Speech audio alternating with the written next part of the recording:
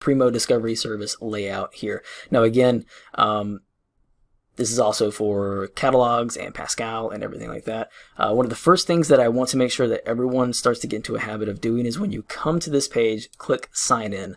You'll want to make sure you sign in to your Coker account, so that way you are guaranteed to have access to everything we have access to everything we're subscribed to, and that all the different resources that we can actually get to you. So that is super important to make sure that you do that first and foremost. Now, as you are searching, you will have other options to be able to sign in, but it's just easier to go ahead and get the habit of just knocking that out at the beginning. So you can do, again, a single term search.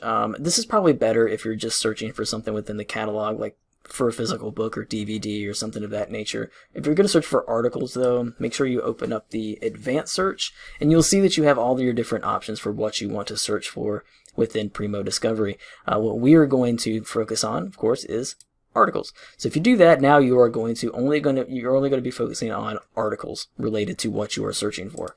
And again, I'm going to make this very simple. We're just going to go with climate change. You can adjust your material types right up front. So if you're wanting to, switch this up, you can do that. Again, we are already specifying that we're wanting to search for articles, so we really don't need to do that. But if you wanted to specifically look for books or images or journals or things of that nature, then you would want to do that. But we're going to go ahead and do search for climate change. And as you can see, we get 1,503,298 results. We do not need all of those.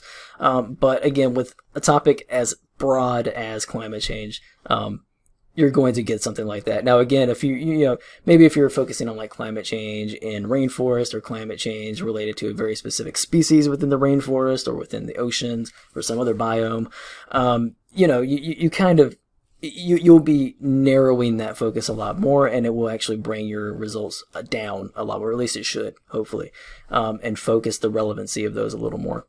But with something this broad, you're going to get a lot of results. But there are different ways that you can refine these results. So let's say we only want peer-reviewed articles. As you can see, we already have some that are popping up. And one of the cool things about Primo is that it does put this very much on the forefront as opposed to what EBSCO did. Sometimes EBSCO you had to kind of dig around a little bit to see if something was peer-reviewed. In this case, it's right up front telling you. But you can also come over here to your Refine My Results section, and you can refine it to peer-reviewed journals. All right. So if you apply that filter, it's going to knock that down. Now instead of like 1 million, we have 372,000, which is a huge reduction in terms of what you were getting, right? And so now you can come through here and you can try to find your peer-reviewed articles, right? So let's say, just check this one out. Click on that. It'll give you options. You'll see where you can view this online down here.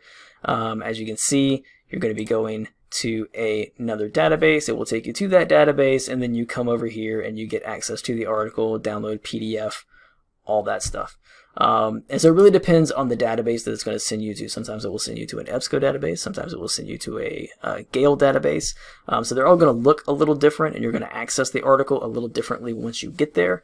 But it should always take you to an article as long as it is available.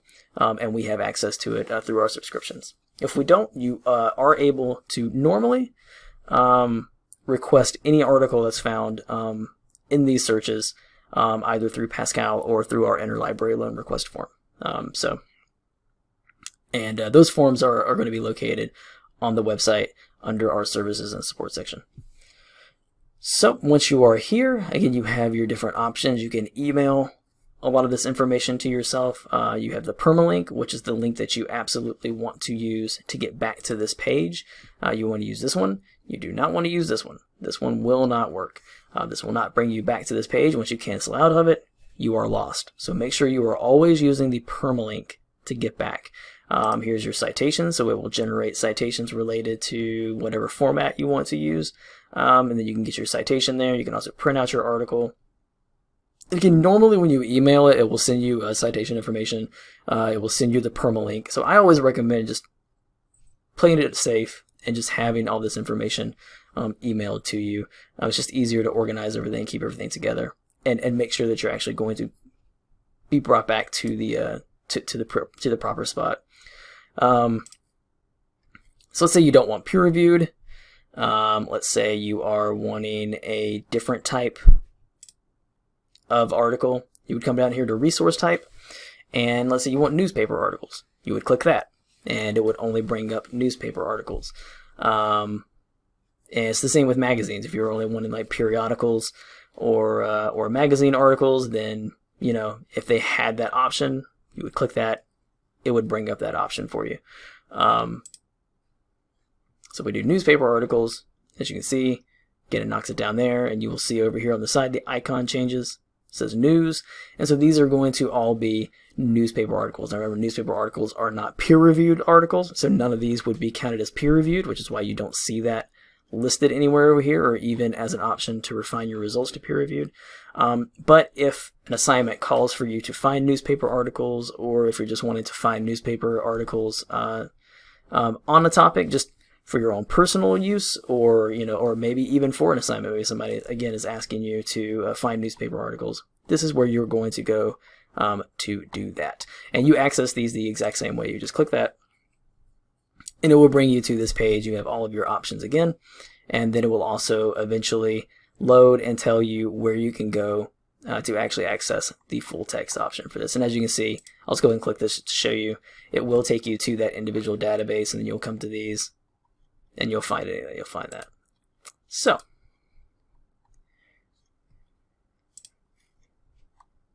that is the quick and dirty way to search the Primo Discovery Service. Again, if you have any questions or comments or concerns about searching this, I know it can be a lot. It can be a little frustrating. Please do not hesitate to reach out to your librarians. You can do that through reference@coker.edu. That is the email you would want to send. It'll send it to both of your librarians, and we can get in contact with you and work through whatever issues you were having, set up one-on-one conferences, reference services, and try to find the articles that are going to be the best fit for you. So with that being said, thank you for watching this video, and I hope you have a great day.